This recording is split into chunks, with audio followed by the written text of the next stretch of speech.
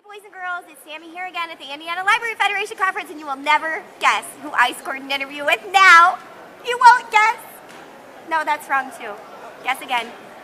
No, okay. All right, I'll just tell you. Okay, it's Peter Bromberg. Hi, Peter. Hello, Sammy. How are you? I'm great. How are you? I'm doing okay, thanks. Gosh, your talk this morning was awesome. Oh, thank you so much. It was so inspiring, and you know, I was really thinking a lot about why am I here? Why do you think I'm here? Why do I think you're here? Yeah. You know, that's a personal question. We all have to answer that for ourselves. That's so true. Wow, did you hear that, boys and girls? That was real wisdom. Okay, but I have a real question that maybe you could help me answer a little. Okay. So you were talking about the pace of change. Yes. You know, and how it's getting faster and faster and faster. And faster. And Yeah, we you could left out a faster. We could go on with that. So I was wondering, when is the pace of change going to get so fast that something crazy happens, like, I don't know, our brains explode or zombies take over? What do you think?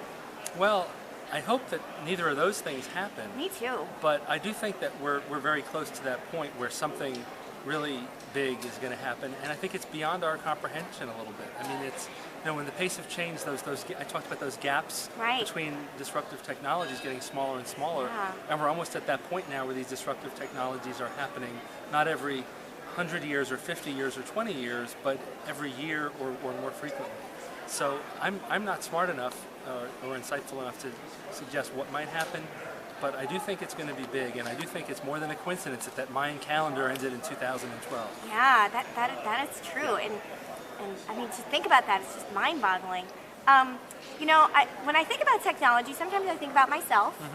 I'm kind of an old technology, but I'm trying to still stay relevant, you know. As we all are. So what do you think about old technologies? Do you think that there are some that can still stay relevant, or do you think that as new technologies take over, that the old technologies just die? Yeah, if you look at that, it's a great question, Sammy. Old technologies tend not to die. Oh, thank God. I mean, yeah. goodness, or whoever. Yeah. Thank them. You can look at, I mean, you know, when the railroads were replaced by automobiles, we still have railroads, right? We do. They're just not used in the same way. Right. So, you know, when now we could communicate over the internet, but we still have a phone network and we still have phones, but how we use them has changed. So new technologies will displace old technologies, but old technologies don't tend to go away. I mean, you know, there's still vinyl records, for instance, and they're having quite a resurgence. You know what?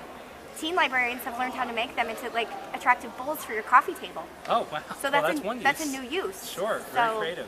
That's a good idea. Find it on Pinterest. Okay, just letting you know. That was an aside. Sorry. Sometimes I do that from time to time.